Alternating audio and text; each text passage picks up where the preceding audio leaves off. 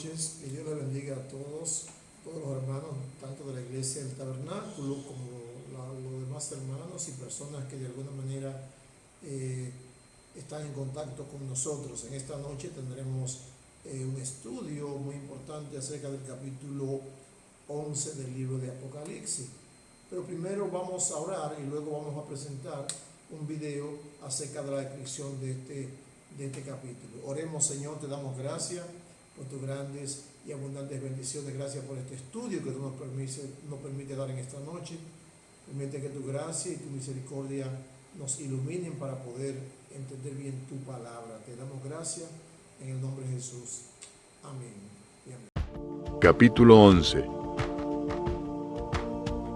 Entonces me fue dada una caña semejante a una vara de medir, y se me dijo: levántate y mide el templo de Dios y el altar y a los que adoran en él. Pero el patio que está fuera del templo déjalo aparte y no lo midas, porque ha sido entregado a los gentiles, y ellos hollarán la ciudad santa 42 meses. Y daré a mis 2 testigos que profeticen por 1260 días, vestidos de cilicio. Estos testigos son los 2 olivos y los 2 candeleros que están en pie delante del Dios de la tierra.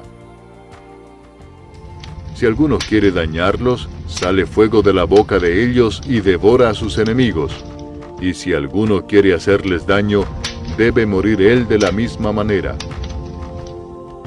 Estos tienen poder para cerrar el cielo, a fin de que no llueva en los días de su profecía. Y tienen poder sobre las aguas para convertirlas en sangre, y para herir la tierra con toda plaga cuantas veces quieran.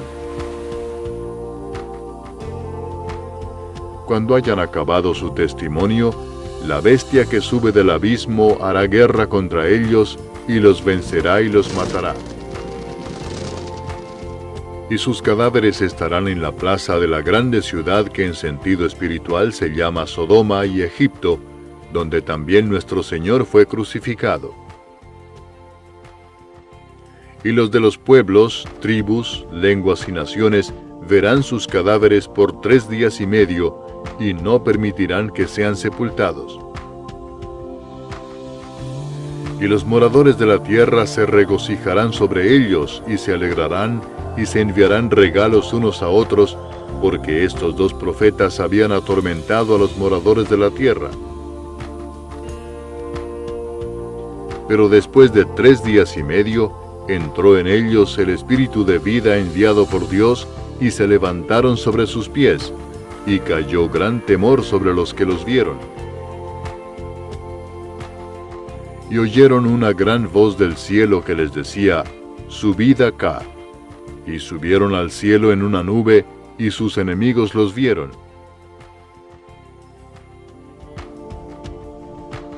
En aquella hora hubo un gran terremoto, y la 10ª parte de la ciudad se derrumbó, y por el terremoto murieron en número de 7000 hombres, y los demás se aterrorizaron y dieron gloria al Dios del cielo. El segundo ay pasó, he aquí el tercer ay viene pronto.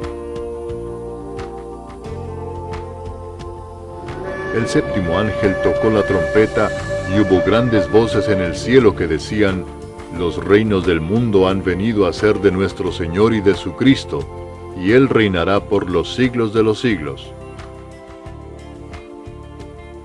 Y los 24 ancianos que estaban sentados delante de Dios en sus tronos, se postraron sobre sus rostros y adoraron a Dios, diciendo: te damos gracias, Señor Dios Todopoderoso, el que eres, y que eras, y que has de venir, porque has tomado tu gran poder y has reinado.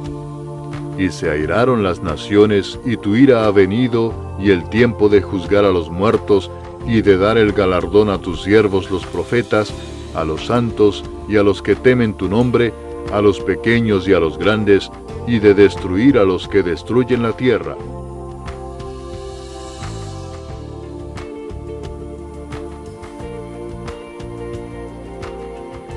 Y el templo de Dios fue abierto en el cielo, y el arca de su pacto se veía en el templo, y hubo relámpagos, voces, truenos, un terremoto y grande granizo.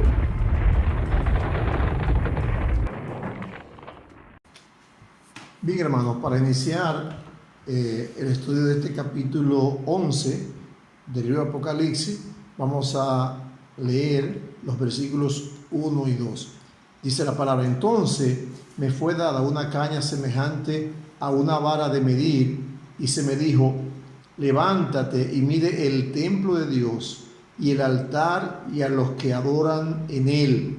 Pero el patio que está fuera del templo, déjalo aparte y no lo mida, porque ha sido entregado a los gentiles, y ellos hollarán la ciudad santa 42 meses.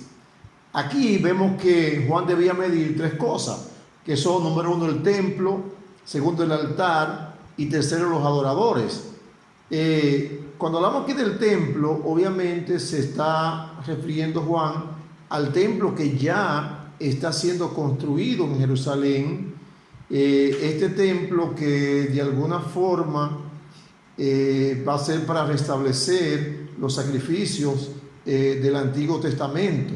Este mismo templo será profanado por el anticristo, y allí se colocará una imagen de él para adorarlo. O sea, eso va a ser a partir del surgimiento del anticristo, especialmente de la segunda mitad de la gran tribulación.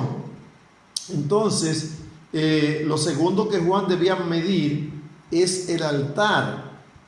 El altar podía ser el altar del incienso, que el diseño del templo se encontraba en la entrada del lugar santo, o bien podría tratarse del altar de sacrificio, el cual estaba ubicado en las afueras del templo.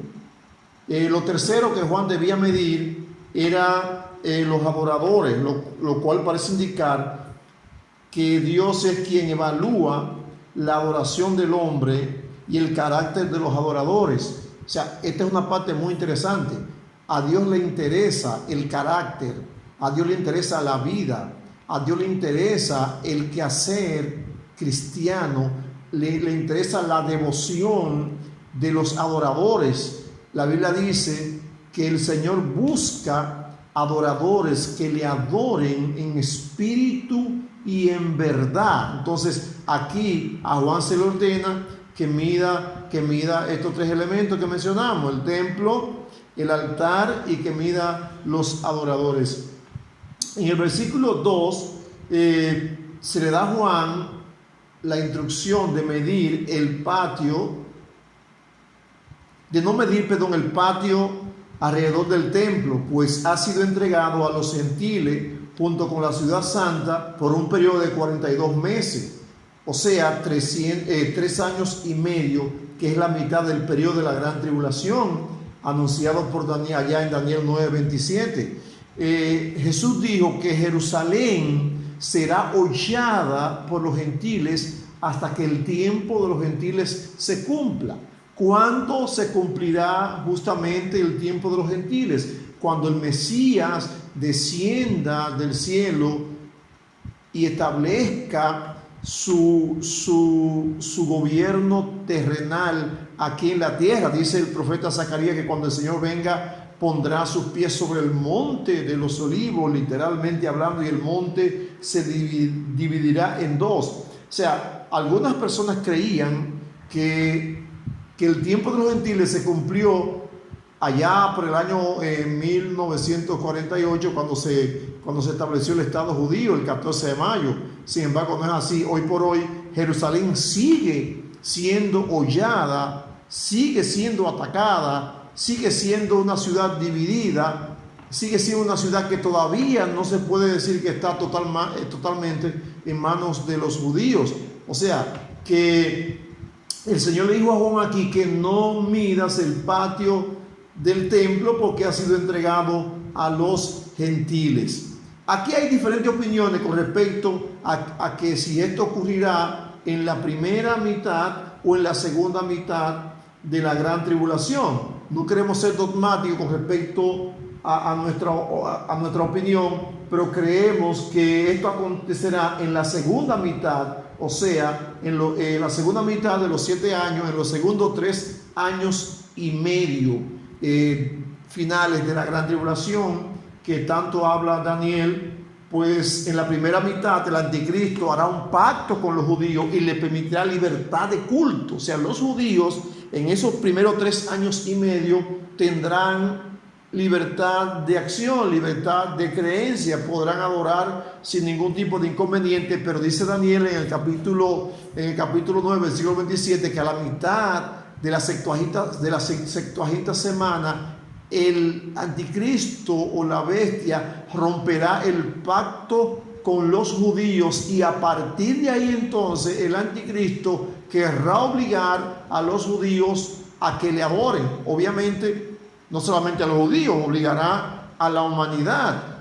Y la Biblia dice en el capítulo 13 de aquí de Apocalipsis que se hará una imagen, o serán imágenes de la bestia, y esas imágenes se le infundirán aliento de vida, de manera tal que el que no le adore será muerto por esas imágenes. Será un panorama bastante grotesco, bastante cruel, algo sin precedente que va a ocurrir durante la gran tribulación. O sea que creemos que esta visión del capítulo 11, específicamente versículo 2, se va a cumplir en la segunda parte de la gran tribulación, o sea, los segundos 3 años y medio. Entonces Jesucristo fue claro con respecto a los temas que tenían que ver con Jerusalén, con respecto a los acontecimientos finales. Aquí en el versículo 3 del capítulo 11 dice la Biblia: y daré a mis 2 testigos que profeticen por 1260 días vestidos de cilicio. Aquí se presenta un panorama extraordinario. Habla de 2 testigos, de 2 individuos que van a ser investidos del poder de Dios y con una autoridad especial para predicar el mensaje de juicio y salvación. Fíjense que este panorama es un panorama muy, pero muy interesante. Estos 2 personajes que van a aparecer en la gran tribulación son 2 personajes bastante pintorescos. Van a ser 2 profetas, 2 hombres revestidos con una autoridad sobrenatural, que van a hablar, van a predicar de juicio y de salvación a la vez. Serán hombres con un denuedo, con una elocuencia y con una autoridad extraordinaria durante ese periodo. Ahora, la palabra clave aquí es: ¿quiénes serán estos testigos? Es la pregunta clave y lo que todos nos preguntamos. ¿Quiénes serán? ¿Cómo se van a llamar? Un erudito bíblico escribió: estas cosas son las figuras más asombrosas de este asombroso libro. O sea, los 2 testigos son las figuras más asombrosas que podemos encontrar en el libro de Apocalipsis. Ahora, es esencial la identidad de estos testigos para la comprensión de este libro. O sea, es importante, es de importancia capital saber la identidad de ellos para poder entender el libro Apocalipsis. Claro que no. Si conocer el nombre de estos 2 testigos fuera una cuestión fundamental para entender Apocalipsis, entonces el Señor le hubiese dado a Juan la potestad de escribir el nombre de estos testigos. Inclusive yo creo en su defecto que Juan posiblemente no escribió estos nombres, tal vez porque no lo consideró interesante, o porque tal vez quizás ni siquiera se le reveló el nombre. Ahora, siempre formó parte del pensamiento judío la idea de que Dios enviaría un mensajero especial para anunciar a los hombres la llegada del día del Señor, de ese día tan anunciado. Mayormente en el Antiguo Testamento se habla mucho de ese día del Señor, que será un día grande y terrible, un día grande y un día de juicio. O sea, los judíos tenían en su pensamiento la idea de que Dios iba a enviar a alguien antes que llegara ese día. Por ejemplo, Malaquías escribió y dijo: yo os envío al profeta Elías antes que llegue el día de Jehová, grande y terrible, dice Malaquías capítulo 4 versículo 5. Ahora, estos mensajeros tienen la misión de profetizar por 1260 días, o sea, 42 meses. Fíjense que aparecen 42 meses aquí en el versículo 3 y aparecen también 42 meses en el versículo 2. O sea, en el versículo 3, esos 42 meses se dividen en 1260 días. Si usted divide 1260 días entre 30, le va a dar 42 meses, o sea, 3 años y medio. Ahora, estos mensajeros van a profetizar por ese tiempo, por 3 años y medio. Será un mensaje sombrío, va a ser un mensaje de condenación. El escucharlo será como una tortura, será algo fuerte, será un mensaje contundente. La gente se alegrará inclusive cuando ellos sean muertos, porque va a ser un mensaje confrontador, un mensaje que va a estremecer al ser humano. Ahora, volvemos a la pregunta: ¿quiénes serán estos dos testigos? Algunos eruditos afirman que se trata de Elías y de Enoc, pues ninguno murió. La Biblia dice que no fue traspuesto para no ver la muerte, o sea, Enoc no murió, el Señor se lo llevó, lo transformó, y Elías fue llevado vivo en un carro de fuego. Otros piensan que podrían ser Moisés y Elías, a quienes los judíos consideraban el más grande legislador, en el caso de Moisés, y Elías el más grande de todos los profetas.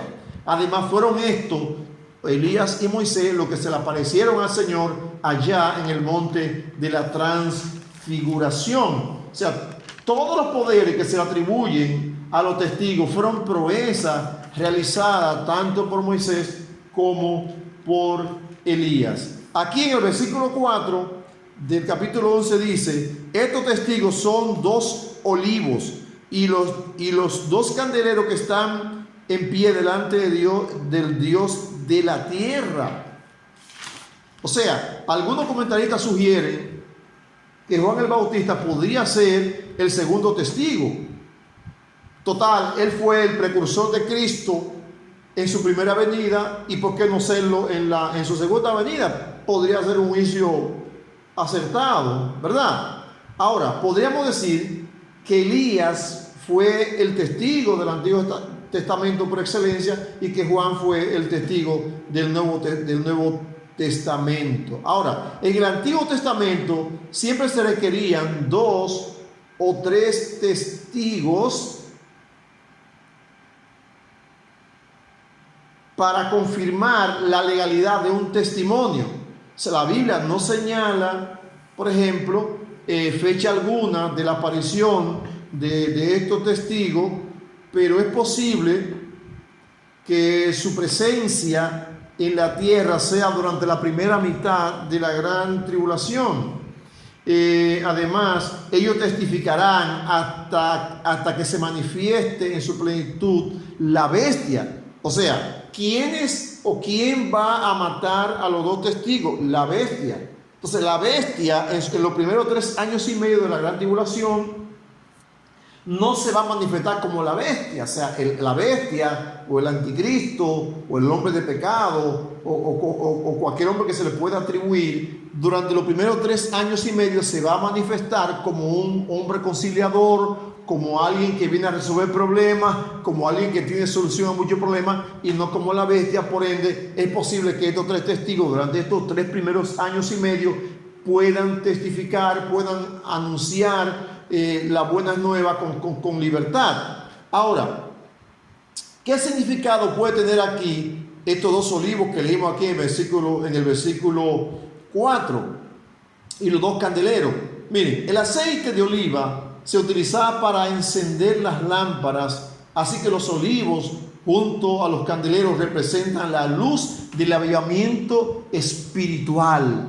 O sea, estos 2 olivos representan avivamiento, luz, mensaje de la palabra, salvación en un tiempo de mucha confusión.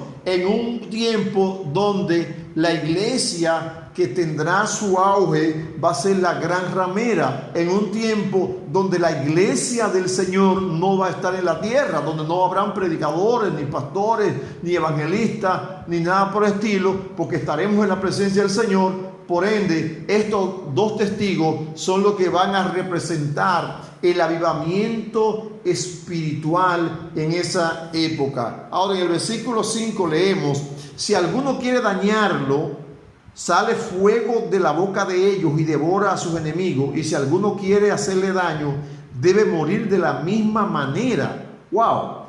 Increíble. Ambos testigos serán totalmente inmunes e intocables hasta su muerte de mano del anticristo. O sea, durante estos 42 meses, estos testigos van a testificar, van a predicar, van a ser inmunes a los ataques.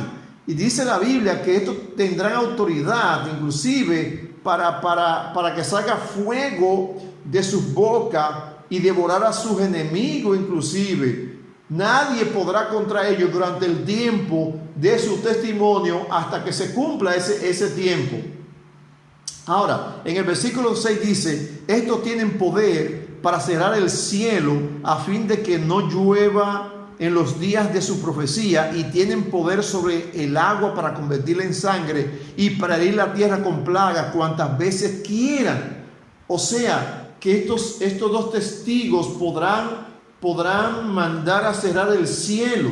Fíjense que en el Antiguo Testamento los milagros han servido para autentificar a los profetas del Señor. Estos dos hombres vienen con autoridad, vienen con una autoridad increíble, de manera tal que podrán cerrar el cielo para que no llueva por 3 años y medio, lo que obviamente va a ser una catástrofe para la humanidad. Ya vimos allá en el Antiguo Testamento cuando por boca de Elías no llovió por 3 años y 6 meses y hubo una hambruna extraordinaria sobre la tierra. O sea, vamos a ver otra hambruna, vamos a ver tiempos difíciles durante el periodo de la gran tribulación, especialmente durante el tiempo de testimonio de estos testigos. Aquí se habla que ellos podrán cerrar los cielos y podrán abrir sus bocas y va a salir fuego de ellos. Algunos dirán: bueno, este fuego que va a salir de los testigos tal vez no será un fuego literal, tal vez será la contundencia misma de su predicación, la fortaleza de su predicación, que va a conmover a la gente, que va inclusive a trastornar a la gente. Entonces, ok, supongamos que no sea literal el fuego, supongamos que sea el fuego, diríamos, de la presencia de Dios, que salga a través de su testimonio y que impacte a la gente. Ok, lo importante es la autoridad que estos hombres van a tener. Yo particularmente creo que podrán tener autoridad de mandar a cerrar los cielos, y también que salga fuego de sus bocas, así como pasó en el caso de Elías, que por varias ocasiones mandó a que descendiera fuego del cielo. O sea, que tendrá mucha autoridad. O sea, aquí vemos sequía, como dije ahorita, por 3 años y medio, como sucedió en la época de Elías, y será un tiempo terrible. La gente lo odiarán por todo esto. Fíjense algo increíble, señores: en vez de la gente arrepentirse por el testimonio de los testigos, en vez de la gente buscar al Señor por la contundencia del poder que ellos van a tener, la gente lo va a odiar. O sea, en vez de la humanidad doblegarse ante Dios, en vez de la humanidad humillarse ante las cosas que van a estar viendo que Dios va a hacer por estos testigos, dice la Biblia aquí que la gente los odiará. Señores, tenemos que estar claros: lo que convence a la gente de pecado no es el hecho de que venga en juicio. Hoy estamos viviendo una situación terrible. Estamos viendo cómo esta plaga, el coronavirus, ha afectado a más de 1 millón de personas en el mundo, y han muerto hoy por hoy más de 100,000 personas en todas partes. Sin embargo, la humanidad no se humilla, la humanidad no se doblega ante Dios. Imagínense que todo el globo terráqueo, los 7,600 millones de personas que vivimos en la tierra, imagínense que los gobiernos proclamaran un día de ayuno y que los 7,000 600 millones de personas escogiéramos un día o una semana de ayuno para que Dios tuviera misericordia de esta humanidad, obviamente que veríamos la mano poderosa de Dios, y Dios, visto la humillación de la gente, Dios detuviera esta plaga. Pero lo que vemos tanto ahora como lo que vamos a ver en el tiempo cuando se cumplan estas palabras, es que mientras más juicio caen sobre la tierra, mientras más dura se ponga la cosa, el hombre se humillará menos y se apartará más de Dios. Como vimos en el Antiguo Testamento, allá en Israel, que mataban a los profetas y apedreaban a los enviados del Señor, de igual manera con estos testigos van a ser muertos, y cuando mueran dice que la gente se alegrará. Aquí vemos que la gente, dice, los odiaba, querían salir de ellos como dieran lugar. Y en el versículo 7 dice: cuando haya acabado su testimonio, la bestia que sube del abismo hará guerra contra ellos y los vencerá y los matará. Cuando termine su testimonio, después de estos 42 meses, o sea, de estos 3 años y medio. Y dice: y sus cadáveres estarán en la plaza de la gran ciudad, que en sentido figural se llama Sodoma y Egipto, donde también nuestro Señor fue crucificado. ¡Wow! Increíble, ¿eh? En la gran ciudad, que en sentido espiritual se llama Sodoma y Egipto, o sea, en Jerusalén, que donde fue realmente que Cristo fue crucificado. Se le llama Sodoma y Gomorra, Sodoma y Egipto, justamente porque tanto Sodoma como Egipto eran lugares donde el pecado abundaba y sobreabundaba. De la misma manera, así ha estado Jerusalén y estará todavía por mucho tiempo. O sea, ambos testigos fueron asesinados por la bestia. Esto fue al terminar su periodo de testimonio. Fíjense que a partir del capítulo 11, versículo 7, se comienza a usar el término bestia, y a partir de ahí se utiliza, o sea, del capítulo 11, versículo 7, el término bestia se utiliza 36 veces en el libro de Apocalipsis. O sea, del capítulo 11 hacia arriba, hacia finalizar, 36 veces aparece el término bestia.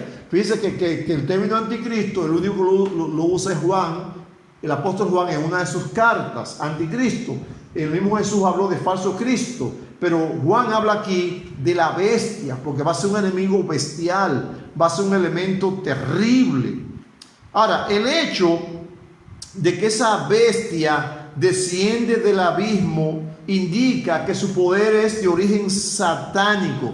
Ya hemos hablado del pozo del abismo. Fíjense que se habla de 2 lugares terribles que están en lo profundo de la tierra. Uno es el abismo y otro es el infierno. El infierno es el lugar donde están las almas de aquellos que han muerto sin Cristo, y el abismo es la prisión donde están los ángeles que no guardaron su dignidad. Esos ángeles que se rebelaron contra Dios junto con Satanás en aquella rebelión cósmica. Esos ángeles no están en los aires. ¿Por qué no están en los aires? Porque la categoría, la maldad, el poder maligno de esos elementos, de esos tigres, es tan fuerte que si estuvieran en la tierra ahora mismo, imagínense que estos ángeles junto con Satanás estuvieran en la tierra, los caos que estuvieran causando. Imagínense cómo ascendería de manera exponencial el índice de suicidio, el índice de homicidio, el índice de personas que consumen droga, el índice de problemas familiares, el índice de divorcio, la cantidad de guerras y problemas se multiplicaría de manera exponencial si estos ángeles estuvieran en la tierra. O sea, estos ángeles están guardados, dice Judas, en prisiones eternas, y solamente se les va a permitir salir en un momento determinado en la gran tribulación para cumplir con un juicio que ya Dios tiene predeterminado. Ya lo vimos en el capítulo 9 de Apocalipsis, cuando salen estas langostas del abismo. Son estos mismos ángeles, son demonios terribles que vienen a dañar, que vienen a causar problemas en los hombres, pero que ni siquiera lo podrán matar, solamente lo podrán atormentar. Entonces, ahora vemos aquí en el capítulo 11 de Apocalipsis, versículo 7, que dice que la bestia que va a matar a los dos testigos sale del abismo. O sea, no es que la bestia es uno de esos ángeles caídos, sino que el poder de la bestia proviene del abismo. Imagínense la maldad, imagínense la diablería que hay en el abismo, que el poder del anticristo no viene de parte de Dios bajo ninguna circunstancia, viene del abismo. Entonces, esta bestia va a matar físicamente a los testigos, dice la palabra del Señor.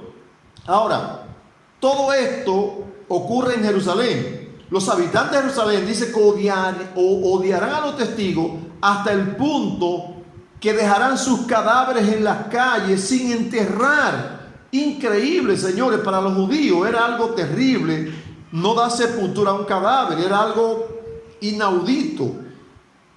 Harán celebración y se darán regalos, dice la Biblia, unos a otros por la muerte de los testigos.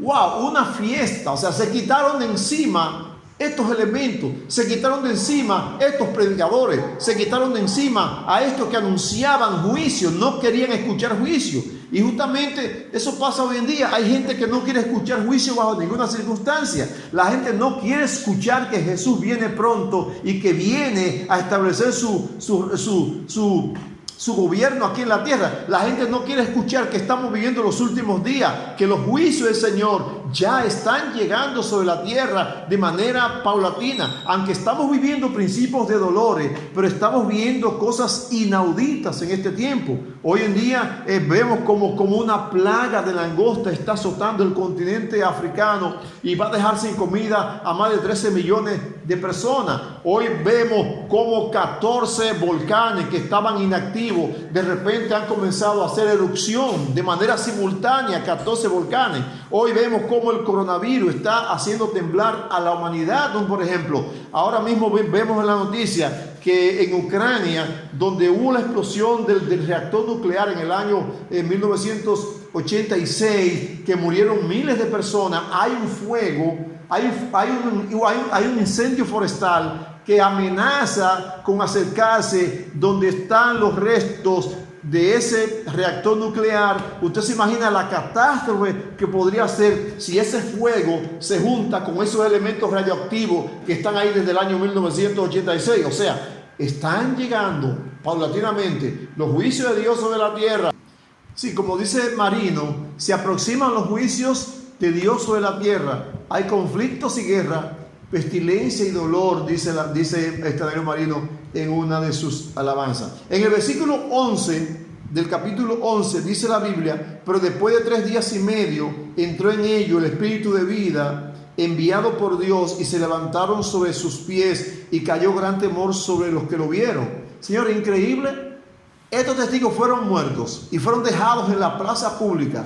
O sea, en vez de ser enterrados, fueron dejados en la plaza pública para que todo el mundo lo viera, para que la humanidad, en sentido general, vía satélite, por cualquier medio, viera que por fin aquellos hombres fueron asesinados. Oiga, en vez de enterrarlo, lo dejaron en la vía pública, pero al tercer día y medio, oiga, 3 días y medio, otra vez aparece aquí el 3 y medio. Ahorita hablamos 42 meses, 3 años y medio, ¿verdad? Hablamos de 1260 días, 3 años y medio. Ahora estamos hablando de 3 días y medio. Lo menciona aquí, dice que ellos se levantaron y sobre sus pies, y cayó gran temor sobre los que lo vieron. O sea, parece que al venir sobre ellos el espíritu de vida y resucitar y levantarse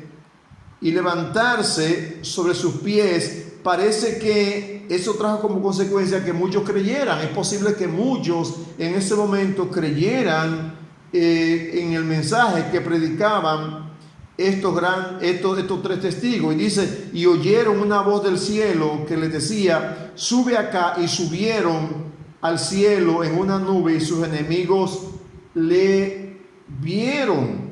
Dice: en aquella hora hubo un gran terremoto, y la 10ª parte de la ciudad se derrumbó, y por el terremoto murieron en número de 7,000 hombres y los demás se aterrorizaron y dieron gloria a Dios, al Dios del cielo.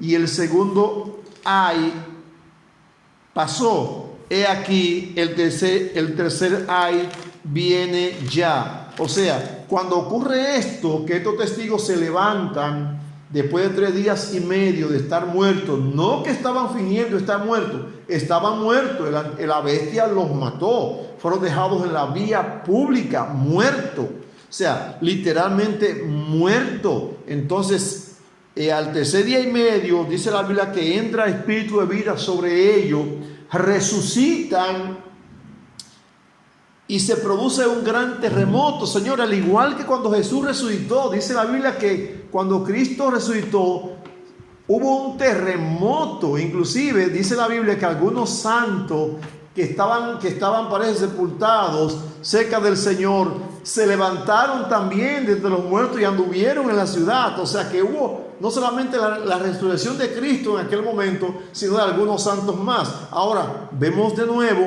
un gran terremoto que ocurre donde mueren 7,000 personas y la 10ª parte de la ciudad fue derribada. Entonces aquí pasa el segundo ay. Ya hablamos del primer ay, que está en el capítulo 9 de Apocalipsis, versículo 12, que dice: y el primer ay pasó, he aquí vienen aún 2 ayes después de esto. O sea, primer ay, capítulo 9, versículo 12. Segundo ay, capítulo 11, versículo 14. Ok, entonces es increíble esto, señores. Es increíble ver esto y cómo la humanidad se porta con estos hombres. Se ríen, se hacen regalos, celebran, se sienten contentos. ¡Wow! Nos quitamos estos hombres terribles. Sin embargo, después de 3 días Dios los resucita y ocurre un evento extraordinario. Y algunos creyeron, pero vino un terremoto que mató 7,000 personas.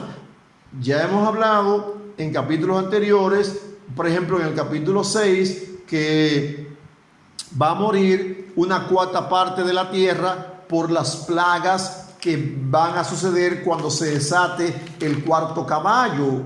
Cuando venga el 4º caballo, el caballo amarillo, con la muerte y el Hades como jinete, vendrán plagas que van a matar una 4ª parte de la tierra. Después, cuando se suene la 4ª trompeta, también una 3ª parte de la tierra va a morir. O sea, si tú le añades que más de la mitad de la población mundial, que ahora se estima en 7,600 millones de personas, más de la mitad va a ser muerta durante el periodo de la gran tribulación, y tú le sumas 7,000 personas más, señores, será algo bastante catastrófico, será algo bastante increíble que va a acontecer en ese periodo llamado la gran tribulación. Ahora, aquí a partir del versículo 15, vamos a ver el toque de la 7ª trompeta. Ya en el capítulo 9 y en el capítulo 8 vimos la 6 de las 7 trompetas. Luego en el capítulo 10 vemos una especie de interludio entre la 6ª trompeta y la 7ª trompeta. Y dice aquí en el versículo 15: y el 7º ángel tocó la trompeta, y hubo grande voz en el cielo que decían: los reinos del mundo han venido a ser de nuestro Señor y de su Cristo, y Él reinará por los siglos de los siglos. Fíjense, cuando se desata el 7º sello, a diferencia que cuando se toca la 7ª trompeta, cuando se desata el 7º sello, hubo un silencio como de media hora en el cielo. Pero ahora, cuando se toca la 7ª trompeta, dice que hubo grandes voces en el cielo que decían: los reinos del mundo han venido a ser de nuestro Señor y de su Cristo, y Él reinará por los siglos de los siglos. Algunos comentaristas con relación a este versículo dicen que no se refiere a los reinos, sino el reino del mundo, porque ahora mismo Satanás es el rey de esta tierra, es quien gobierna a esta tierra. Fíjense que él tuvo la cachaza, la osadía de decirle a Jesús: si eres el Hijo de Dios, adórame. Y si me adoras, te voy a dar los reinos de la tierra, porque yo lo tengo en mis manos. Bueno, él lo tiene relativamente en sus manos. Es cierto que él lo tiene, y ahora él hace ciertamente lo que él quiere con los reinos del mundo, en cierta manera. Sin embargo, cuando suene la séptima trompeta, entonces se escuchan grandes voces. Dice voces grandes, voces fuertes. Y dicen: los reinos han venido a ser de nuestro Señor y de su Cristo, y Él reinará por los siglos de los siglos. Aquí comenzamos, hermano, a contemplar un panorama totalmente diferente. Es más, podemos decir que el mapa, diríamos, de la eternidad comienza a partir de este momento. O sea, los reinados, el reinado del Señor y el gobierno del Señor comienza a partir de ahora. Y dice: los 24 ancianos que estaban sentados delante de Dios en su trono se postraron sobre sus rostros y adoraron a Dios. Ya hemos visto los 24 ancianos, que representan por un lado en parte la iglesia y en otra parte representan a los santos del Antiguo Testamento. Se postran y adoran al Señor, diciendo: te damos gracias, Señor Dios Todopoderoso, el que eres y el que eras y el que ha de venir, o sea, el eterno, porque has tomado gran poder y has reinado. Y se irá, oiga, y dice el versículo 18: y se irán las naciones, y tu ira ha venido, y el tiempo de juzgar a los muertos y de dar el galardón a tus siervos, los profetas, y a los santos, y a los que temen tu nombre, a los pequeños y a los grandes, y de destruir a los que destruyen la tierra. O sea, llegó el tiempo, Señor, donde tú vas a tomar la autoridad de los reinos del mundo, aunque las naciones se airen y se siguen airando en contra del Señor, se siguen levantando en contra del Señor. Cada vez que el hombre promueve leyes en contra de los principios de Dios, el hombre se está airando contra Dios, se está rebelando contra Dios. Cada vez que el hombre insiste en legalizar cosas que la Biblia prohíbe, el hombre se está levantando en contra de Dios. Cada vez que insisten en el matrimonio de homosexuales, cada vez que insisten en el aborto, cada vez que insisten en la ideología de género y otros elementos dañinos que el hombre quiere obligatoriamente imponer, el hombre se está airando y se está levantando contra el Señor. Pero aquí dice el Señor: llegó el momento cuando tú vas a tomar el dominio, el control de todas las cosas, porque tuyo es el reino desde ahora y para siempre. Aquí habla: tú eres el que era, el que es y el que será. Y el 19, ya por último, dice: y el templo de Dios fue abierto en el cielo, y el arca de su pacto se veía en el templo, y hubo relámpagos y voces, truenos y un terremoto y grande granizo. Obviamente, ya aquí nos está hablando del templo de Jerusalén, del templo que dije ahorita que estaba siendo construido para restablecer el sistema de los sacrificios del Antiguo Testamento, porque los israelitas están esperando que el Mesías venga. No se han dado cuenta los israelitas, muchos judíos no se han dado cuenta que en el Antiguo Testamento hay más de 300 citas que hablan de la primera venida de Cristo, y que ya se cumplió cuando el Señor nació allí en Belén de Judá. Ellos están esperando al Mesías. Inclusive hay muchos judíos y muchas personas de varias partes del mundo que van a Israel y van al muro de los lamentos. Oiga, que van a orar al muro de los lamentos y llevan sus oraciones escritas en papeles y las ponen en las endijas del muro, las escriben para cuando el Mesías venga pueda leer sus oraciones. Señores, ya el Mesías vino, ya Jesucristo vino hace 2000 años, vino como un corderito manso. Él volverá por segunda vez, pero no volverá a leer las oraciones que están en el muro de los lamentos.